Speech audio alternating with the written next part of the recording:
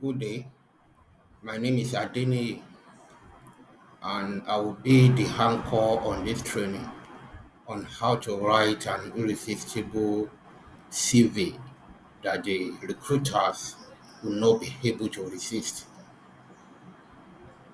I've discovered over time that a lot of the applicants out there, they make a lot of mistakes when they are writing their CV.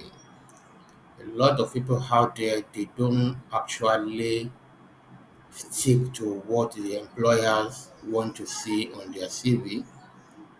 And another mistake the applicants usually make is that they have a general CV, a generalized CV that they throw around each time they are submitting their application or their CV to any organization. This is very wrong, and this is one of the things we are trying to talk about here today. So with this training is going to be very elaborate because we are going to touch on a lot of areas in order to arrive at how to put together an irresistible CV that will make you stand out when you are looking for job out there. So on this training, how to write a winning and irresistible CV, it is divided into subheadings, and we are going to be going through the heading one after the other. So the first heading under this course is getting started. How do we get started? In everything we want to do, the starting point is as good as the finishing point. If the starting point is bad, then the finishing point may not likely be good. So we will try as much as possible to put you through how to actually get started. It is very important. Then another subheading here is how to put your personal details. Your personal details is also very important. Personal details are also very important when you are writing your CV because the recruiter actually, at least at a glance, want to know who you are. For example, they want to know if you are a male or a female, and they want to know your age. The age is a very important factor to the employers in Nigeria. So we cannot overemphasize the importance of putting your age on the CV, most especially if you are a fresh graduate. Your age is very critical, and some other personal details. So the third heading here is how to create a summary on your of yourself on your CV. Before you go into details, the recruiter want to see the summary of who you are and what you possess and what you are going to offer the organization they are recruiting for. And um, when you are applying for a job, it's like you are trying to sell your skills in return for money. Let me just put it in plain language like that. That is what everything is all about. It's about trying to sell your skill, what you possess, and in exchange for remuneration. So, in this summary, at least they want to see in brief what you are bringing to the table before they can determine whether you are the best fit for the position they are recruiting for. So, this aspect of your CV, the summary, is also very important and very critical. Then the next subheading will be talking to here is your work experience, education, and any extra curriculum you have gathered over time. Work experience is very key, education is very important. Extra curriculums, it may not be as important as the experience and the education, it is also very important. It can be a determining factor for a recruiter to determine who to select, most especially when we have many best fit for the position. And the recruiter is looking forward to hiring only one or two people. So this area is also very important, and we are going to talk to it a lot in this course. Then the next one is tailoring and consistency of brand. Your CV is just like a brand. The way a brand is to an organization establishment, because it is the brand that speaks about you even when you are not there. So your CV must be able to highlight the important things about you. Is the avenue for you to sell yourself to the recruiter. So this area is also another area where we cannot overemphasize. It is very key, it is very important. Then the CV, it has to be very tailored to the kind of the position you are applying for, number one. Then secondly, the type of the industry you are applying into. For example, if there is an advert for the position of an accountant in a bank and an accountant in a fast an accountant in a beverages company, for example. So the criteria they'll be looking for an accountant to work in a bank might be slightly different from the criteria they'll be looking for in an accountant that will work in a beverages company. So it is very important to tailor your CV to that particular position you are applying for, and to what you think, or the organization that is looking for a candidate, what they are actually telling you that you are looking for. It is also very important. We're going to talk about it. Then the next heading here is frequently asked questions.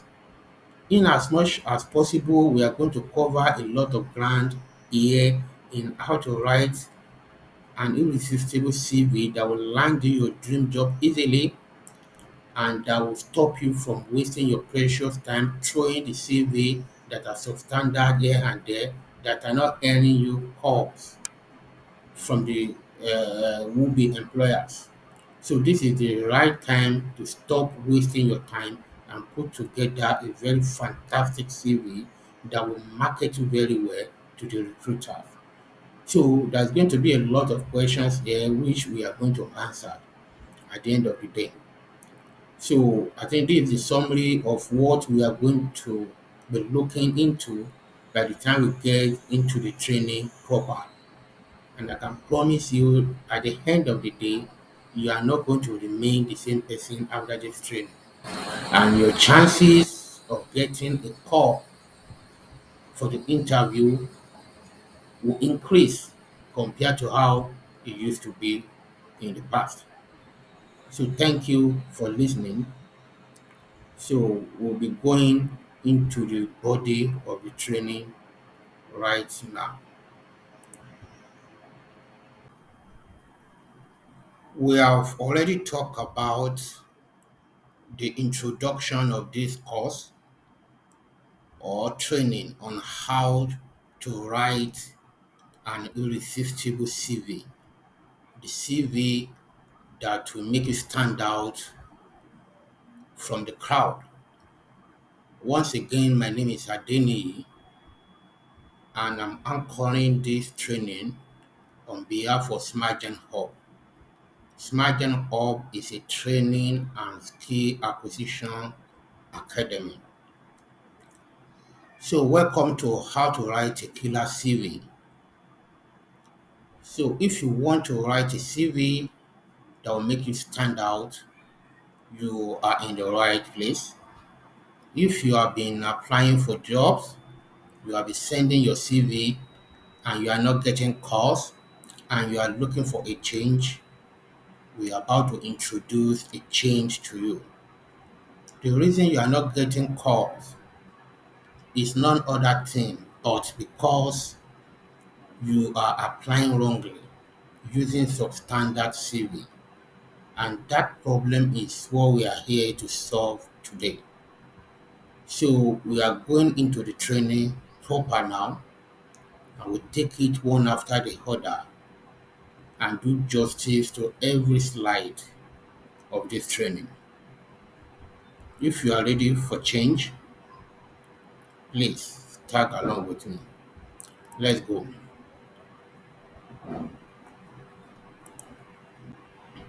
Okay, yes, I'm going to start by quoting Lewis Hay. He said, somewhere someone is looking for exactly what you have to offer. Somewhere someone is looking for exactly what you have to offer. It means that at every point in time, someone outside there is looking for you. Someone outside there is looking for your skill. But the problem we usually have is how to prove to that person that we are actually the person he or she is looking for. How to convince that organization that we are the best fit for that job. And the first point of contact with any organization usually is through your CV. So, like we said earlier on during the introduction stage, your CV is actually your brand that speaks a lot about you when you are not there physically. So, this CV is one of the most important aspects of looking for a job. That is where it is very good we do a lot of justice to it so that you be a professional in writing a tailored CV. Now, the next question is this: how long does a recruiter spend on an average looking at a CV? Remember, every recruiter probably has hundreds, if not thousands, of CV to look into when they are looking for the best fit to fit a position. So we have a lot of options here about how long a recruiter actually spend on an average on a CV. So the answer is 6 seconds. A typical recruiter actually spends 6 seconds. Yes, it sounds very funny, but that is the truth. I have been in a position, even up to now, I'm still in a position where I'm recruiting for an international financial institution. And I know what we usually look out for when we are glancing through the CV. And because we have a lot of CVs to look into, we actually don't have time to waste on any particular CV. So, on an average, we spend 6 seconds to glance through a CV to determine whether we continue reading through that CV or we discard it. This tells us something. It tells us that if the most important things a recruiter is looking for regarding the position they want to hire for, if these most important things cannot be seen within the first 6 seconds of looking through your CV, the probability that the recruiter will continue going through your CV is very, very slim. So this speaks to the fact that the most important things first on your CV. Let's move on. Now, how do we ensure we put the most important things first on our CV? Is by creating a great first impressions. To make sure you create a first impression that makes you stand out from the crowd, that makes you stand out like a white egg among the black eggs, are the things we are going to be talking about on this slide. The first one is highlight all your relevant experience as early as possible. Now, what do you mean by relevant experience? These are the experience a particular recruiter is looking for. When you are looking at a job advert, the recruiters or the employers, they usually state the kind of skills they are looking for. So these are the skills they are expecting to see on the front page of your CV, most especially at the beginning. So that is why it is called relevant experience. It's not just put all the experience that you have gathered over years, whether it is relevant or not, you put it there. No, they are not interested in all the experience you have gathered, except if that experience is speaking to the position they are applying for, which is very key. So the more likely they will read the rest of your CV if they can see what they are looking for, at least at the first paragraph of your CV, and the more positive minded they will be in going through the rest of your CV. Then your CV should not be too long, typically 2 pages or less.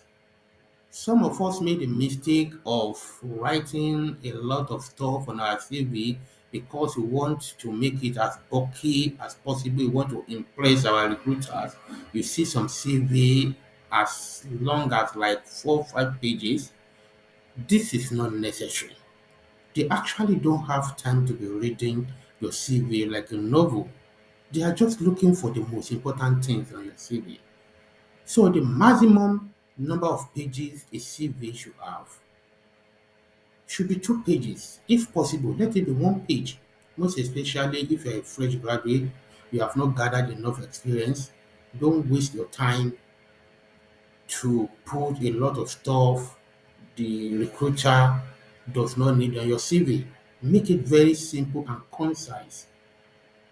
Then always check all spellings and typos.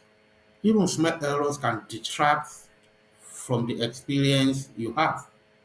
This is another area where most of the applicants go.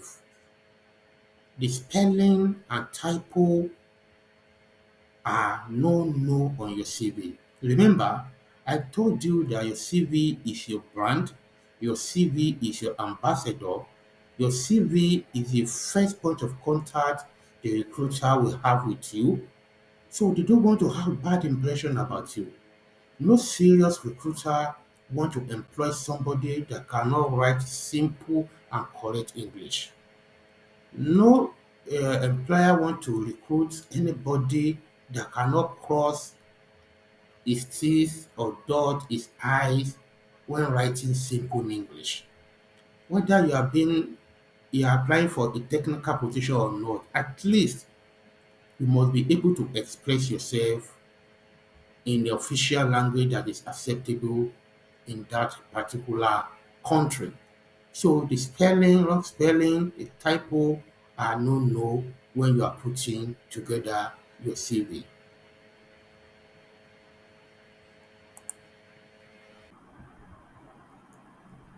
The second module in this course is how to write your personal details, which is also a very important aspect of writing a CV. But before we go into your personal details, I want us to quickly take a peep briefly into what we discussed in the first module, which was getting started. We discussed that getting started was all about preparing your mind before you write a CV. It is a prerequisite stage of writing a CV. It is the stage at which you have to reflect on a lot of things before going to write a CV. It is at the stage that you are going to get guides on what to be in your CV and what will not be in your CV. So under getting started, which was the first module, we talk about a quote from Lewis Hay, which said that somewhere someone is looking for exactly what you have to offer. This is the first thing you should have at the back of your mind before you go ahead to write a CV. that skill that you possess, no matter how little you think it is, someone somewhere is desperately looking for that skill. It is from that angle you should prepare your mind, encourage yourself, and put all yourself inside writing that CV that is being targeted to that person that is desperately looking for you. So, no matter what your skill is, someone somewhere is desperately looking for you. We also talk about the length of time an average recruiter takes to go through your CV, or should I say glance through your CV to determine whether they will go ahead with the rest of the CV or not. And we said that it took them an average of 6 seconds to decide whether your CV worth reading further or not. We also talk about making an attempt to create first impression. And that first impression must be a great impression because that is what is going to motivate the recruiter and put them in a positive mind frame as they are reading through your CV. So we also talk about uh, have a positive mindset about ensuring your CV is error free. That you should cross your T's and dot your I's when writing your CV and all those stuff. At the same time, before going ahead to write your CV, we also discussed that you must first of all look at the skills the job advert is asking you to provide. It is not good to just go ahead and write a CV and submit the CV. You look critically at the key factors, key skills that the advert is looking for. You underline them. You now do a self-assessment one after the other to see the particular skill you possess to match the skill the job advert is asking you to provide. So after doing that, it's possible that you realize you don't match the skills 100%, but that shouldn't be a discouragement. What matters here is that if you can meet the skill requirement at least 60 to 70%, you are good to go to write your CV and apply for that job. We also caution you about the fact that do not use general CV for different jobs. Make sure that each CV you submit is tailored to the job details and job requirements, the skills that particular job you are applying for is asking you to provide. So the reason most of the people out there are not getting called for the interviews were because they were using general CV. So these are just the brief summary of what we discussed in the first module, which was getting started, and it was all about preparing our mind for what to be in the CV. Now we are going straight to the second module, which is about your personal details. That is the first important aspect of your CV, your personal details. In this aspect, the employer want to know who you are. At this stage, they are not sitting down in front of you face to face. They are not talking to you on phone. They just want to see whether, at least at the minimum level, it's worth their energy, their effort, you know, their money to be invested into going through the recruitment process with you. So it is your CV that they need at this stage to convince them whether it's worth a while. And what will convince them in your CV basically starts from your personal details. They go through your personal details and say what you have there. So let's move on.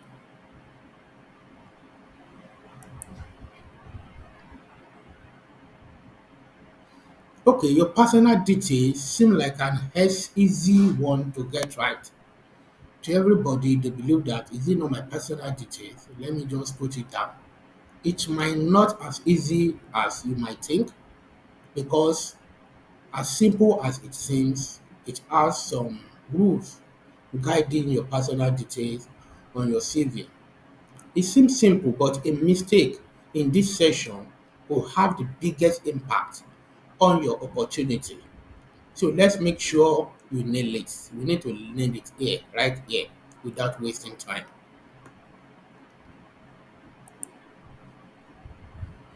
Now we are going to consider a quote from John Wooden. John Wooden said that little things make big things happen. If you disregard the little things, the big things might never happen. So that our personal details that we believe are little things might be the major determinant on whether we get a call to come for the interview or not. So your personal details are also very important.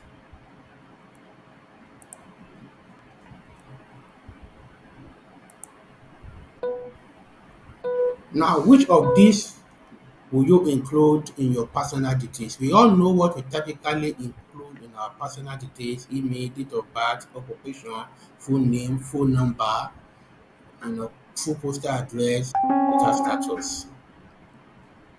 Okay, so from here now, because we couldn't take our answer on time, so they have given us these tips on how to ensure that we put the right things in our personal details. So here, make sure you check all your details are correct. Don't put the wrong details. Don't mistakenly put wrong date of birth. Don't mistakenly put wrong phone number. Don't misspell your name. Put your name in the correct order, and some other personal details have to be correct and intact. You should no longer include date of birth. Well, in this area, it depends on the position we are applying for. It is necessary I break this one down. If we are applying for entry level position, the date of birth is very critical. As we all know in this country, the employers out there, they take date of birth very important. So in Nigeria, as an entry level applicant, your date of birth must be on your CV. But if it is an experience level, higher level, you may decide not to put your date of birth. And if you put it there, there is nothing stopping the recruiter from contacting you. But if it is specified that somebody that should apply, the applicant must not exceed certain age, please put your age there to show and prove to them that you are qualified in terms of age. Then typically, don't include a postal address. These days, you can really be contacted through your postal address. It is either you are contacted via your email or via phone. So it is very rare to see a recruiter or an employer contacting the candidate through postal address these days. So it may not be very necessary.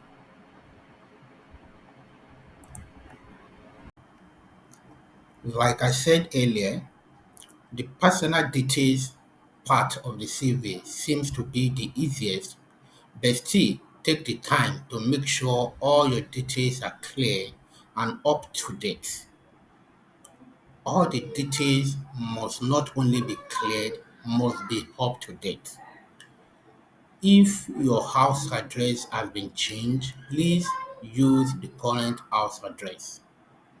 If you had a change of name at one point or the other, please ensure you use your recent name that you are bearing on your document and other relevant documents you might possess. It is very important. Your phone number must be very active. If you are using the CV that you have done maybe some weeks or months back and you realize that you have changed your phone number, please ensure that you use your recent phone number on your CV, because one of the means that the recruiter or the employer will use to contact you is through your mobile number. This is very, very important. And like I also said, your date of birth is very key. Your marital status is also important. I also said that your date of birth is also very important. So check against your own CV to make sure you have the right details. And if you are looking for a template to write your CV, probably you want to start from the scratch. There are a lot of modern CV templates on the internet where you can download, where you can easily put your details. And these templates, they all already have portions for different aspects of CV. So there's a portion where you put your details. It depends on the format that you have selected. Some your details will be by the side. Some your details will be at the top side of your CV, and so on and so forth. So we are going to look at two typical samples of modern CV now to see where you can normally have your details and in the order in which you can have it, and the relevant personal details that will be on the CV. So let's take a look. These are the two CV templates I've put here. Let me call it up to make it bigger.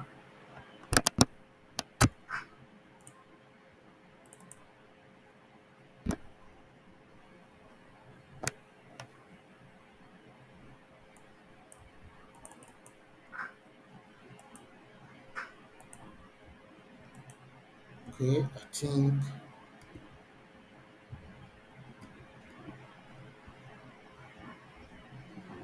Okay, let's just look at it. I hope you can see at least the basic content I want to show you here.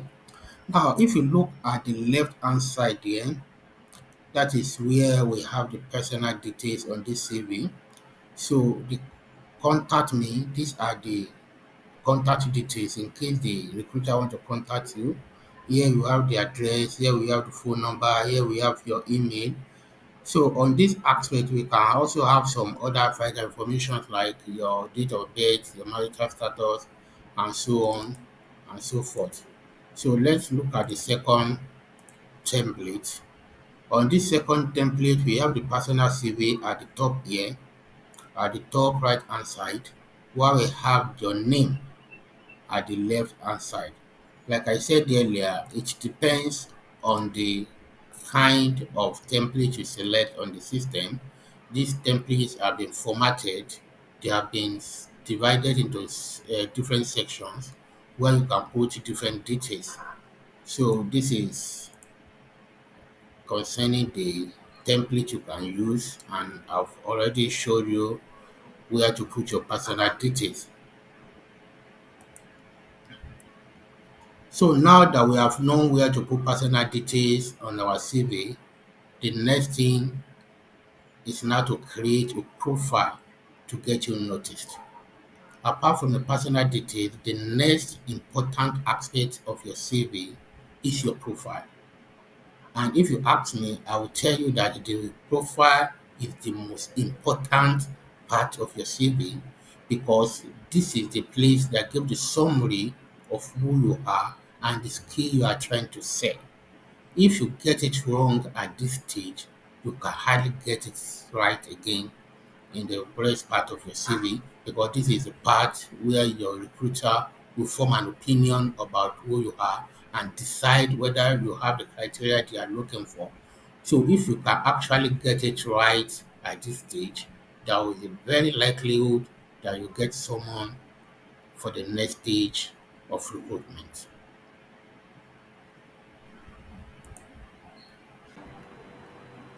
The third module in this training of how to prepare an irresistible CV is how to create your summary. Once again, the third module is going to explain to us how you're going to create a superb summary on your CV. Summary is next to your personal details on your CV, and it is one of the most important aspects of your CV. If you actually want to know how to grab your hiring manager's attention and never let go, the secret is in the summary. how fantastic your summary is, how attractive it is, how elaborate it is, how appealing it is to your hiring manager will determine to a very large extent whether you get a call to come for the interview or for the next stage of the recruitment process. So don't joke with this aspect of your CV. Hold it very dear to your heart and see it as an opportunity to in brief market yourself to anybody looking at your CV. So this aspect must be very fantastic and must be very appealing. So we are going to do a lot of justice to this aspect. We are going to expatiate on it and give you the hints on how to have a superb summary on your CV.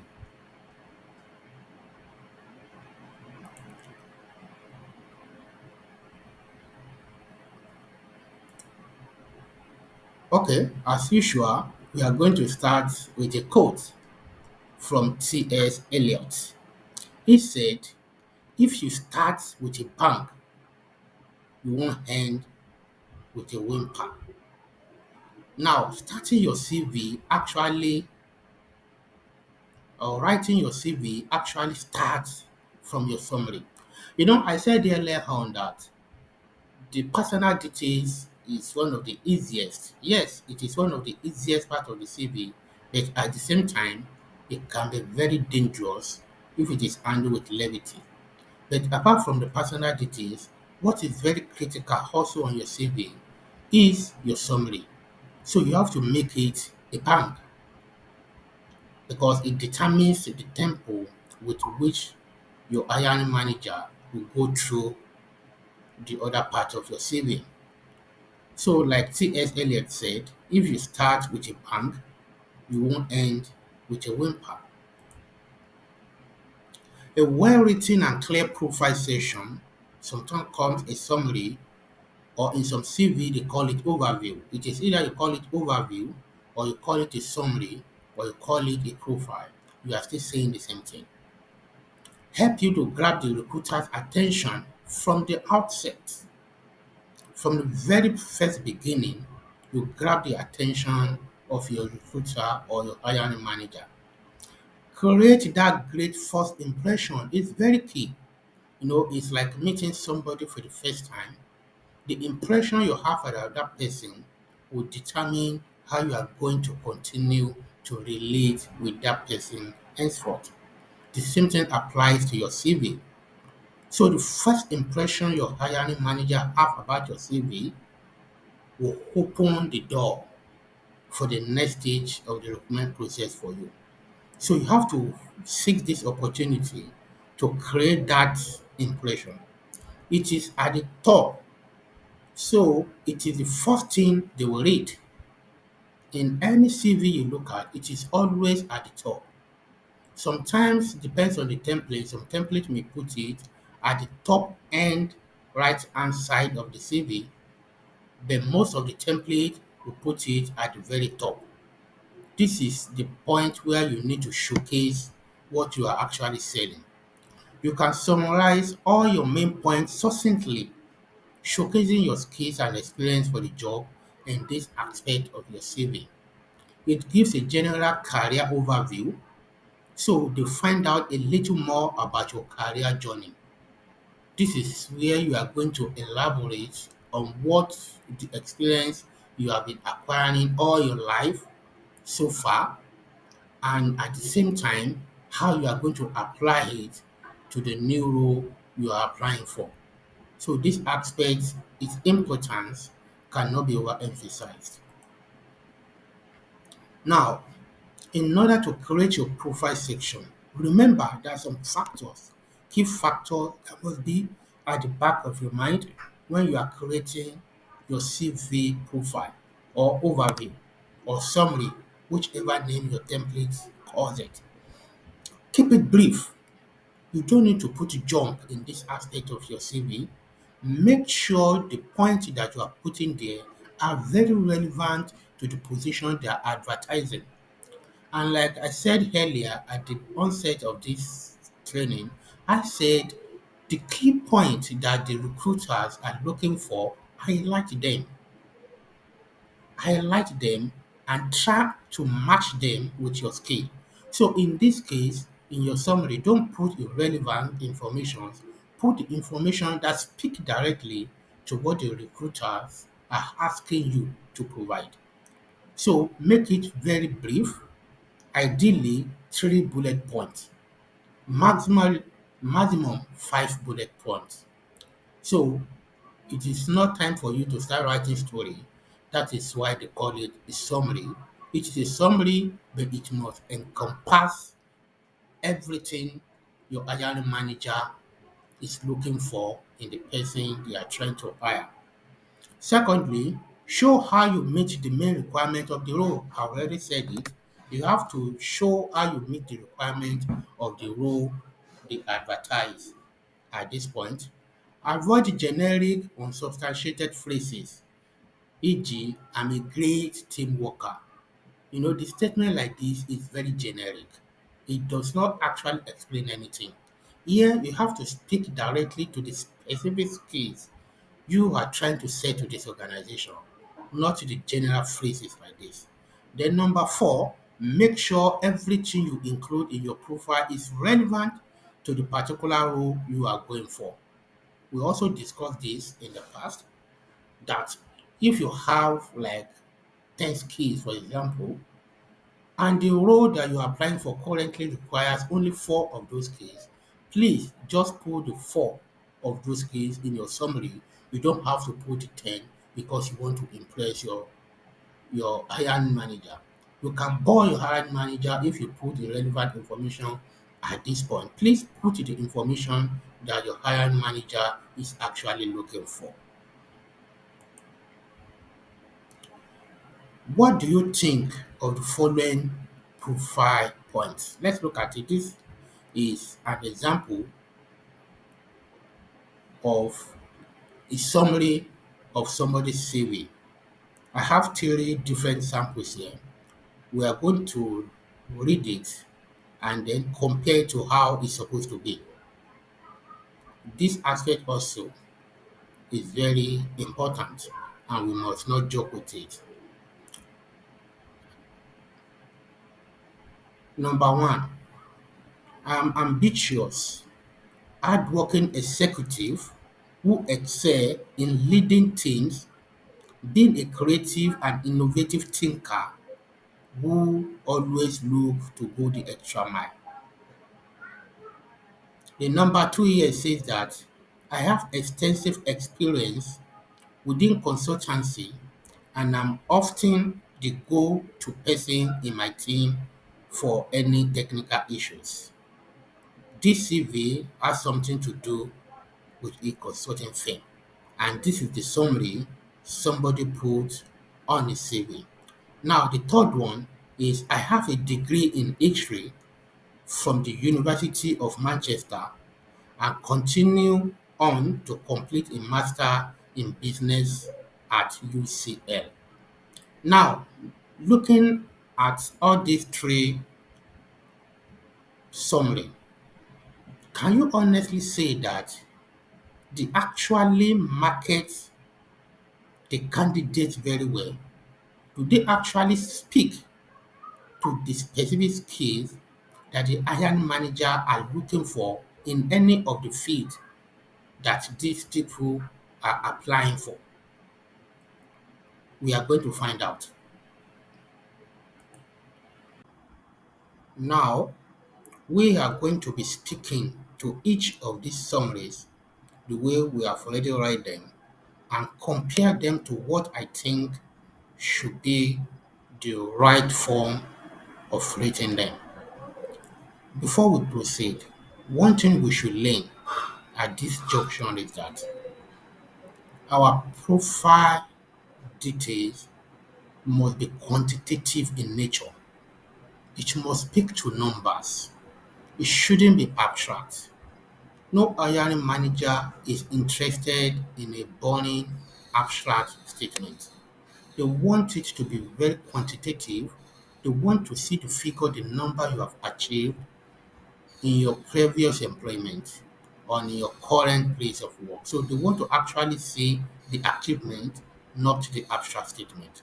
So we are going to be taking it one after the other. So let's look at what should be the correct form of written this profile number one we are looking at on our screen.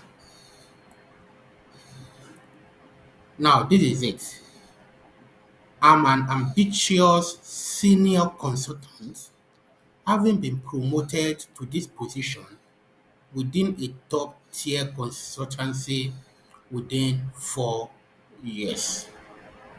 Now, if you look at this statement, compared to what we have here, we will realize that the second statement here that I just read out is more quantitative.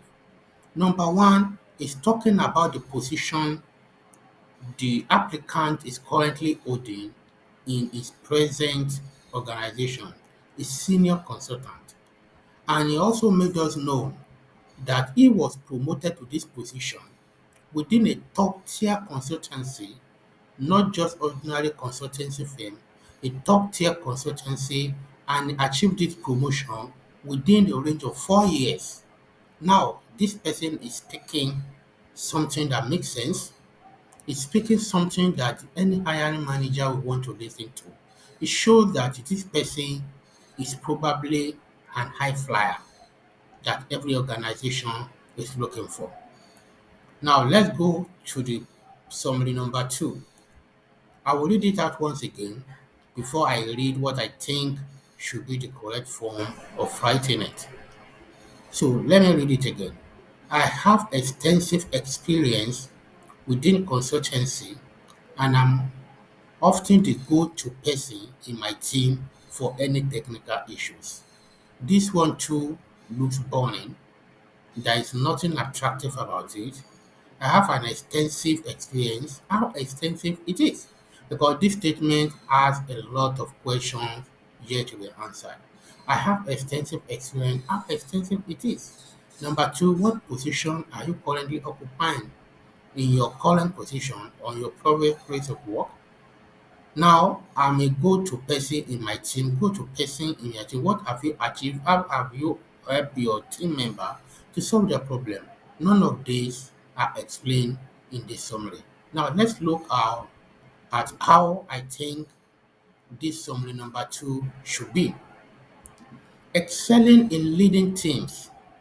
I have led team of 30 to 50 colleagues in delivering key creative solutions to our FTSE 100 clients, generating over £5 million in revenue for the team. Now look at this. It speaks quantitatively. He quotes the figure that he achieved in his previous place of work. And that is what the hiring manager is actually looking at. They don't want abstract statement. Give them the figure. Now this is the figure. He led a team of 30 to 50 colleagues, which means that he's a team lead. And for somebody to lead a team of 30 to 50 colleagues to achieve the result of over £5 million in revenue, it means that the person must be a good team leader. So this is one of the characteristics the hiring manager is looking for, not somebody that they will just recruit that will not add value to the organization. They're actually looking for value. So they are looking for the person that will actually come along to come and add value. So if you compare this statement to this previous statement, you will see that the other one has a lot of inspiring statements than the one we are looking at here. This is the second one. Now let's go to the third one. I will read it out. I have a degree in history from the University of Manchester and continue on to complete a master's in business at UCL. This one is very, very lazy. Now there's a section to talk about your educational background. The summary is not actually meant to elaborate the educational background. The summary is to express what you are trying to say. So this third one is actually no, no, and no. Now let's look at how I think it should be written to attract the attention of the hiring manager. I specialize in technology consulting, advising clients around artificial intelligence and machine learning. So, this particular summary is speaking about artificial intelligence, machine learning, and technological advisory to the client. So, it's actually speaking to something, unlike this one that is basically talking about education attainment that he has achieved, which has nothing to do with the role the hiring manager is trying to recruit a candidate for.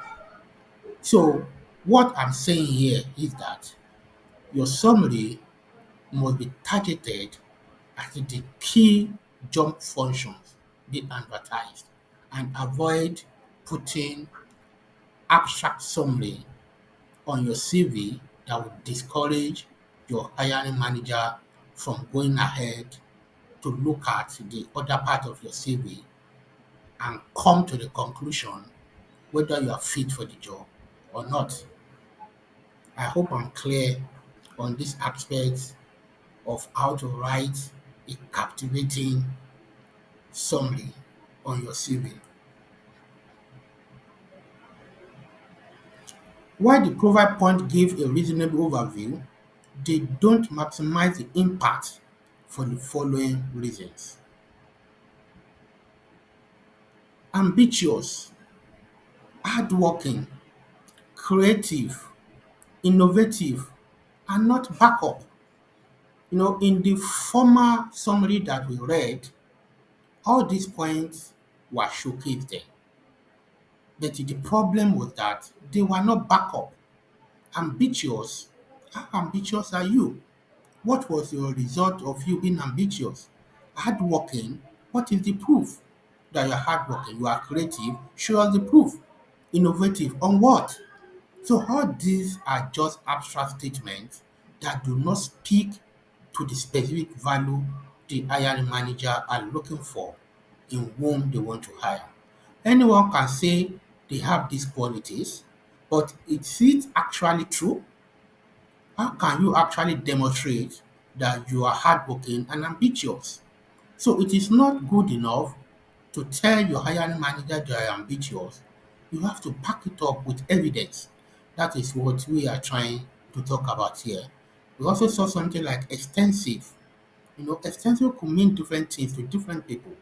So you have to be specific about the extensive in quotes we are talking about. Then we are talking about technical issues. Which kind of technical issue? Is it related to artificial intelligence? Is it relating to solving the computer technical issues? So we have to be specific.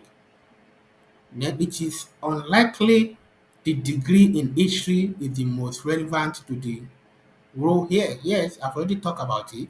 So when you are trying to convince your hiring manager that you are the best fit for the job being advertised, you don't have to be, you know, too much around your educational background. It's about what you can offer. And this is the right point where you can market yourself and convince your hiring manager that you actually have a lot to offer, more than what they are even looking for. This right here is the opportunity to showcase that. Now, these are the summary of how your overview is being expected to look like. Number one, I'm ambitious. I'm an ambitious senior consultant, having been promoted to this position within a top-tier consultancy within 4 years. Another example, excelling in leading team. I have led teams of 30 to 50 colleagues in delivering key creative solutions to our FTSE 100 clients, generating over £5 million in revenue for the team. And the third sample here is I specialize in technology consulting, advising clients around artificial intelligence and machine learning. These are the standard form and guide on how to write a superb and scintillating summary or overview on your CV.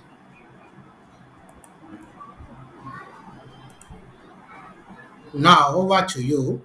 We expect you to have mastered by now the content that are being expected to be seen on your CV.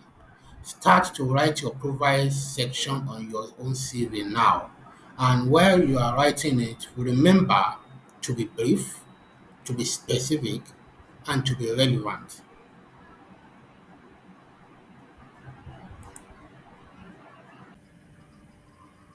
All right, at this stage, we are going to summarize everything we have been discussing so far on how to write a superb CV using this CV template you are looking at on your screen. Now, this CV starts with your name. The first thing the recruiter want to know about you is your name. For example, on this template now, the name is John Smith. In your own case, it can be Kolawole Arowolo. It can be Chibuzo, Chinonzo. And if you have three names on your credentials, it might be Olarewaju Kayode Abiodun. But what is important here is that the name on your CV must reflect the name on your credentials. The arrangement of the name on your CV must tally with the name arrangement on your credential. For example, if the name on your credential is starting with your surname, let it also start with your surname on your CV. So the alignment of the names on your CV and on your credentials are very important. So that is the first thing the recruiter want to know about the person that is applying for the advertised position. So the second thing that is important here is the contact detail. The recruiter will also look at your contact detail.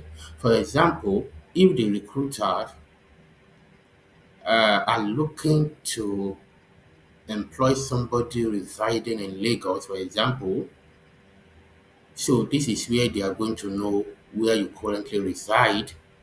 So your address will reflect the state where you currently live. It is also very important, and it must be detailed. It must explain exactly where you live, the area, the territory, the local government. It has to be very detailed. Then the second thing they want to know, which is extremely important, is your phone number. The means through which the employer will contact you is either through your phone number or through your email. So it is very important that at this juncture you put a very functional phone number that you know that anytime you are called, it should be very available and you'll be ready to pick it up at any particular point in time, whether during the day or in the night. You can be reached at any particular point in time. We should also cultivate the habit of reading our text messages because some of us we have text messages of days, of weeks that we have not opened at all. It is very important to state it at this stage is that the recruiter might not likely reach out to you to come for the interview after you have gone through your CV by calling you. There is a possibility that the means of contacting you will be through the text message. And in Nigeria, the recruiter, they are fond of the fact that they give you a notice of interview that will be very short. For example, they can contact you today's evening and ask you to be available for the interview 9 a.m. tomorrow. So if you are the kind of person that does not read your text messages regularly, it means that you might miss that opportunity. And it might turn out to be a golden opportunity. So please, when you are looking for a job, it is very important that you pick up every call that comes to your phone and every text message that you receive. And also put a prompt on your phone that will alert you that a text message has just come in, and they'll keep reminding you that you have text messages pending that you have not read. It is also important. Likewise, your email also is very important. Some recruiters, some employers, they may not reach out to you through your phone. It might be through your email. So you have to constantly be checking your email every day. Like I said earlier, they are going to give you very short notice between the time they contact you and the time they expect you to appear for the physical interview or online interview, as the case may be. So you cannot afford not to be reading your mail like every 1 hour if possible. So please also ensure that your email is functional, you are online at all time. It is very important as well. So that is the most important, one of the most important things that the employers are looking out for on your details. Now, the next thing I'll talk about here is what we call your summary or your profile. Now, we are explaining these things. Your summary is just like your brand. Your summary is what will explain in details who you are in few words. Don't let me even say sentences, because the summary is not expected to be more than like two, three sentences. So you have to go and learn the skill of summarizing your details, your profile, to reflect exactly what the employer is looking for. So here I've already told you how to write your details, your profile. It should not be abstract. It should be speaking directly to what the employers are looking for in the person they want to recruit. So let it be very direct, let it be detailed, at the same time be a summary, and speak directly, like I said, to the skills that the employer are looking for. So your summary is very important. And remember, I also told you that the recruiter has an average of 6 seconds to glance through your CV to know whether you qualify or not. So these 6 seconds, part of these 6 seconds, or most part of these 6 seconds, will be spent in reading through your summary.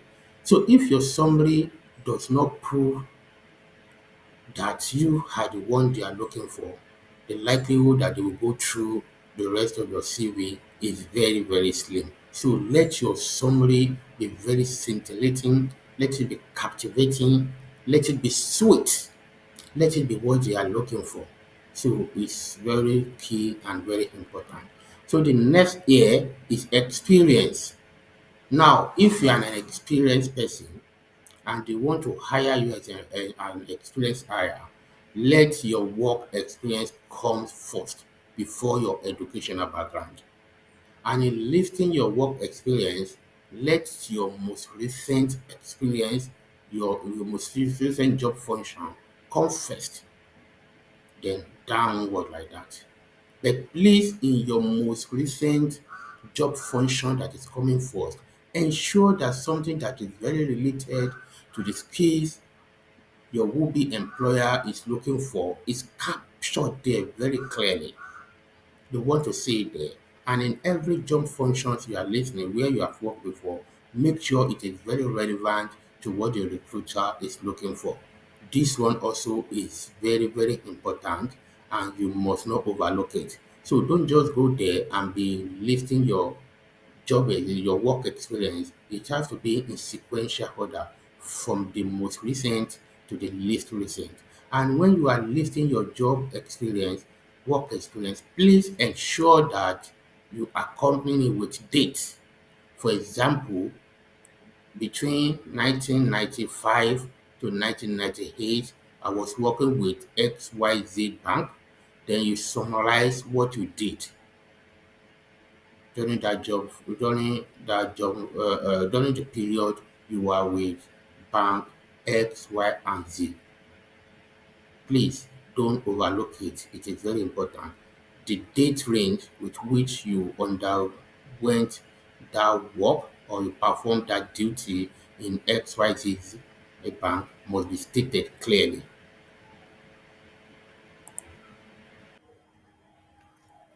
We are still on how to correctly put our experiences on our CV the way the employers want to see them. Now, I talk about the importance of putting the date range of the period you acquired the experience on your CV. For example, look at what I'm pointing out on the screen here. This person worked as a senior web developer between 2015 to 2019 in Vision Multitone.net company. So it is very important that you put the date range, you put the name of the company, then you put the position that you occupied during the period you are working in that company.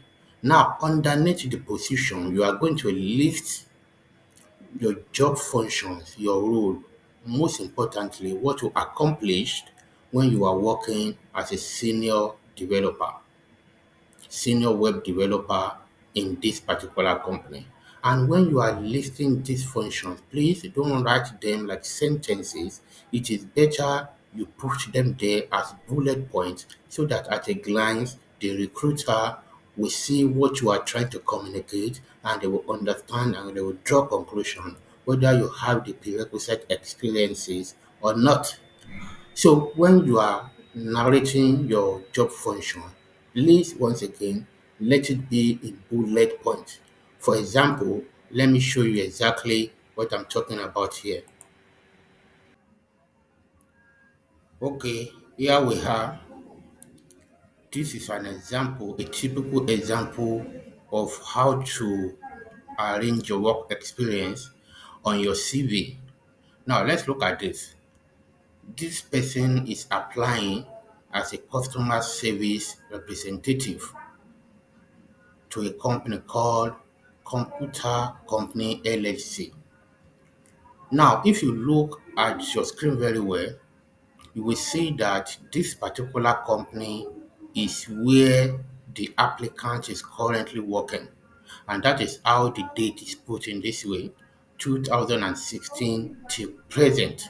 So what you are telling the recruiter that as we speak, as you are writing this application, as you are submitting this application, you are still working with this company. Now, let's see how you arrange your work experience on your CV. Number one, you will see that the work experiences are listed in bullet points.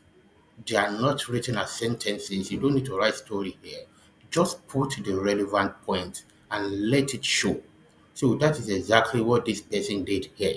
He highlighted the work experiences in bullet point.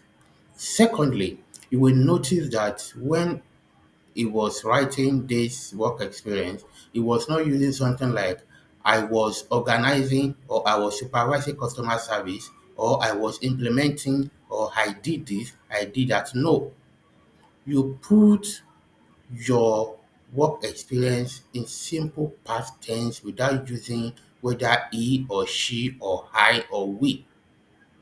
So here you will see number one here supervised in past tense, supervised customer service training program that grew customer engagement by 35%. Implement new office layout that enhance communication between staff. Won Employee of the Year twice in bracket 2017, 2019. Now, before I move forward, when you are writing your work experience, please, the recruiter is interested in what you actually achieved. And you know, when you are putting out what you achieved, you have to prove it that you actually achieve it. That is why sometimes it is very important to put quantitative measure when you are writing your work experience. Let it be quantitative. Don't let it be abstract like we discussed earlier on. So if you look at this number one now, supervised customer service training program that grew customer engagement by 35%. This 35%, you must highlight it. It's very important. They want to know how you achieve the result. Yes, it is good you are supervising customer services training program, but what did you achieve at the end of the day? And that is why this one is there, 35%. Look at number two again, implemented new office layout that enhanced communication between staff. It wasn't that you just implemented the new office layout. What did you achieve with it? It enhanced communication. Now look at the third one employee of the year twice. You know, everything this person is talking about here is what he or she achieved working in this position, and that is what they want to know. It is not enough to say that I was in charge of the register. I was the one, receiving the customer when they come to our organization. The question is, how did you receive them? Did you receive them correctly, politely? Were the customer happy about the way you received them? These are the things your recruiter want to see on this part of your CV. Now, the fourth one here, earned highest performance rating across 7 consecutive months for resolving customer problem. This one also is quantitative because it's telling you that he earned highest performance ratings across 7 consecutive months. That is, continuously, he was the one getting this rating. So it is very important. So the point I'm trying to stress here is that in writing your job experience, the job function, what they want to see is your achievement. Be clear about that. State it out very clearly. You don't need to beat about the bush in writing it. Go straight to the point. The same thing applies to some other position. This one is for nurse. Work with Wellness Hospital, BIOS ID between 2001 to 2014. What did he achieve? Manage critically ill patients. He or she put the number 20 plus. Oh my word. So it didn't just end it with manage critical ill patients, but it substantiated it with figure. Now look at the third one. Cared for 1,000 plus patients in ICU and provided pre-operation operative care. I hope with all the explanation on how to write your experiences on your CV, we are all clear now, and we are going to write it differently from how we used to write it before we undergo this training. So let's note all these points and stop making the mistakes that we have been making that have been denying us our dream job we have been pursuing these years. Now let's go back to our slide. The next thing we are talking about is the education, your educational background. This one also is very, very important because in every job advert, they usually state the level of education they expect you to possess before you apply at all. Some will say that you must have second degree. Some will tell you that they only need first degree from you. Some will tell you that professional qualifications, specific ones, are compulsory. Some will tell you that additional professional qualification will be added advantage. So before you set out to write your educational background, look at the educational requirement of the position you are applying for. So when you are listing your educational background, let your most recent education attainment be the first one you are listing and downward like that. Just exactly the same format of your work experiences. For example, if you have a master's degree, let it come first. Now, what I want to point out here is that if a job requirement is that you must have a master's degree in economics, but you have a master's degree in administration. That doesn't mean that you cannot still list this educational attainment on it, but where you are going to do justice to it is that you cannot go through the courses that you did when you are undergoing your master's degree in administration, and you highlight the economics aspect, the courses, economic courses that you did when you are doing your master's program. You cannot list it under your master's degree that you have already written at this position and pointing out on your CV. So you can now systematically, wisely highlight those courses and what those courses entail, as long as they are very related to economics. So it doesn't necessarily mean that you must have a master's in economics before you can apply, but you can just to take out those aspects of that master's degree where they discuss or they taught economics elaborately and put it there. So what I'm saying is that after listing the year you achieved that your master's degree, the name of the school will follow, then the name, the specific master's degree that you achieve will come here. And underneath, you can list some courses. You don't need to put the name of the course, just highlight what those courses entail so that they know that you are taught in this area when you are undergoing your master's degree in administration, despite the fact that the specific requirement of the job is that you should have a master's degree in economics. Remember, I told you that you don't need to meet the job requirement 100% before you can apply. Once you meet the requirement 60 to 70%, you are good to go. So, like I said, you list your most recent education achievement to be the first, followed by your first degree. You can put your secondary school educational background, if most especially if you are a fresh graduate, you are just seeking for a job, you don't have the substantial number of work experience to display here. You can put your secondary school degree and what you actually achieved. You can actually put it there. But if you are an experienced hire and you have a quite number of years of experience in your hand, you may do away with your secondary school degree. So the most important thing here is that don't just list your degree, for example, by saying Masters in Administration finish, then number two, BSc in Administration finish. No, after you have listed your Masters in Administration, please list some of what you are taught in school that are very relevant to the position that is being advertised. All this will put you at a very advantageous position, and you prove to the recruiter that you actually possess some skills from your school that can make you fit in to be the person they are looking for to occupy the position that is open in that organization.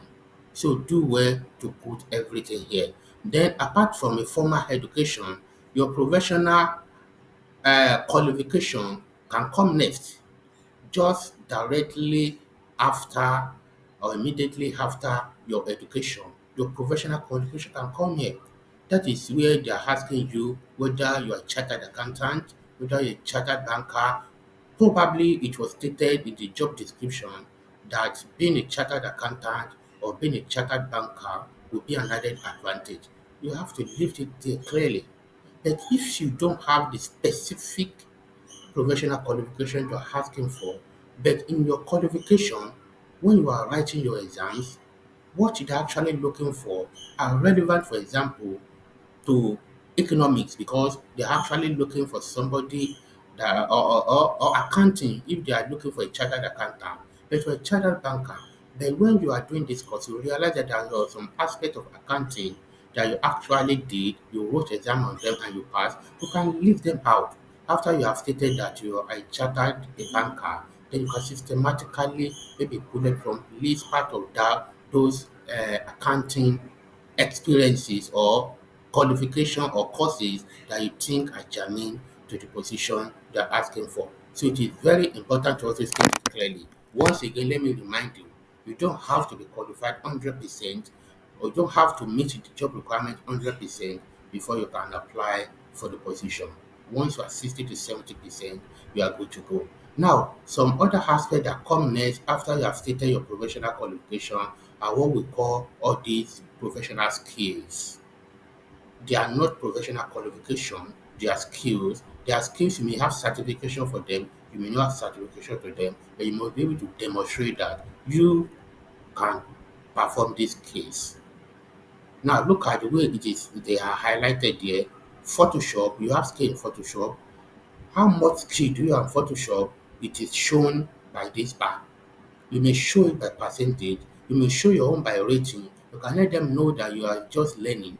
You can let them know that you are moderately skilled. You can let them know that you can conveniently work as a Photoshop person. You can also let them know that you are an expert when it comes to Photoshop. You can also tell them you are a professional in the field of Photoshop.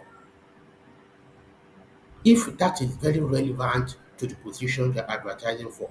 Other professional skills here, Illustrator, InDesign, MS Word, MS Excel, you can also put all this there. There will be another advantage for you if you put them there and they are relevant to the position being advertised. So don't shy away from putting all this on your CV when you are writing them. But the point we have been emphasizing all this while is that you must relate this case to the job description that the employer is advertising. It's very key. Don't just blindly be putting all these case there if they do not have any correlation with the position you are applying for. You must, by one way or the other, relate the two together so that they will sync together. So have it at the back of your mind when you are writing your education achievement, professional qualification, and professional skills on your CV. Now, let's go to the part where most job seekers pay very least attention to, but unfortunately is extremely important in this our century when you are looking for a job. Now, you see this part where I put follow me. It has a lot to do with your social media activities, your behavior on social media. Now, you can put your Facebook handle, you can put your LinkedIn handle, you can put your Twitter handle, you can put your Instagram handle. You can put all these handles so that your recruiter, your would-be employer will be able to log on to them to know more about you. Remember, I said your CV should not be unnecessarily too long, maximum of 2 pages is enough for your CV. If possible, make it a page. So in case there are still some things that you have involved yourself in, like extracurriculum activities, your achievements, your writing skill, and you think the recruiter need to know about, you can put your social media handles here for them to log on to them and check you out. But believe me, even if you don't put your social media handle, 3 out of 5 recruiters, the employers, will use your name and search for you on social media because they want to know how you have been behaving on social media. This thing seems very simple, but it is one of the major reasons why most people are not getting called for the interview because they realize that on social media they are very irresponsible and they realize that a lot of things they discover on social media are very contrary to what they put on their CV. Their social media is saying one thing about them, their CV is saying another thing entirely. So they put that kind of person down as being dishonest, and believe me, no sensible, serious organization will want to employ a person that has been perceived to be dishonest. So, what this thing is telling us is that we have to be responsible in our social media activities. Don't engage in argument blindly. Don't display religion fanaticism on social media. Don't display tribal bigotry on social media. You have to prove in your activities on social media that you are a very tolerant person. No organization will be ready to employ somebody that cannot tolerate other people's belief, that cannot tolerate other people's religion, that cannot live and let live, that cannot work as a team. Because in a workplace, we are going to be interacting with a lot of people with different religious background, tribal background, and growth background. So it is very necessary we develop the attitude of working well with people so that we working as a team to achieve the organization overall objective. So please and please, if you are the kind of person that have not been mindful of what you have been doing on social media, this is the time to get it right. If you know that you have posted a lot of things that even you yourself believe are not meant to be done on social media, go and delete them now. There might be the stumbling block that have been stopping you from getting your dream job. And I'll have a word of advice for our ladies, most especially if you are the kind of person that is fond of posting semi-nude on social media. Please go back now and delete them. This may be an impediment for you in getting the job you have been pursuing. So, in summary, our social media handles, our activities on the social media are critical part of the things the recruiters usually consider before they finally call us to come and assume a duty and put us as part of the employee in their organization. So let's be very responsible in what we write. Let's avoid heated argument. Let's avoid causing people. Now I will highlight one examples of what prevented a very brilliant candidate that was qualified almost 100% for the position being advertised, what denied that particular person from getting that job. Upon verifying the social media handle of this person, because they will use your name to search the social media to actually get to know what you are doing. So when they conducted the search on this particular person, they realized that there was a particular point in time this person was saying something very negative about this same organization is applying for. And to make the matter worse, what the person was spreading on social media was not true. It was completely false. It was the information that was not verified. So he was saying something to put that organization down. And this time around, few years down the line, he was applying for that same for a position in that same organization. When they saw it, they smiled and they rejected him outrightly. This shows us that whatever we are going to put out there on social media, let's be very responsible about it. Let's verify our fact very well before we push it out because we might be killing some people's business ignorantly with falsehood. We might be putting some other people down with falsehood. So it's better to remain neutral or not say anything at all if you don't have a verified information about the information you are putting out on social media. Please, it's very key. Let's go back to our social media now and rearrange what we have been writing there and delete some if possible so that they will not count against us by the time we are undergoing the recruitment process. So the last stage here that I will talk about is reference. Before I talk about the reference, yes, we can also talk briefly about the hobbies. Some people put hobbies on their CV, but it's good if you put hobbies on your CV. It's not totally bad, but you don't need to fill your CV with hobbies just because you want your CV to be full. Just put very few one and relate that hobby to the position you are applying for if possible. It is very important to do that. Now to the reference, some CVs don't usually carry your references. It is not a must that you put references on your CV nowadays, but if you can put, there is nothing that will count against you if you put them there. But if you don't put them there, when they get to the stage of asking for your references, the organization will definitely ask for the references. But if you feel comfortable that you want to put them there, you can as well put them there. In fact, the fact that you put the names of names of some people on your CV might be a plus to you by the time they're going through your CV. Maybe the person is a notable, well-known, well-respected person that probably has worked in that organization before with a good track record. That one may count for you as a plus. So there's nothing wrong if you put references on your CV. You can also put references, even it is better to put references of the people you have worked with that can attest to your working style, your acumen, your skill, your emotional intelligence, people that can vouch for you that yes, this person worked with me at so point in time and is the kind of person I would like to work with over and over again. So it will be very good if you can put such references on your CV.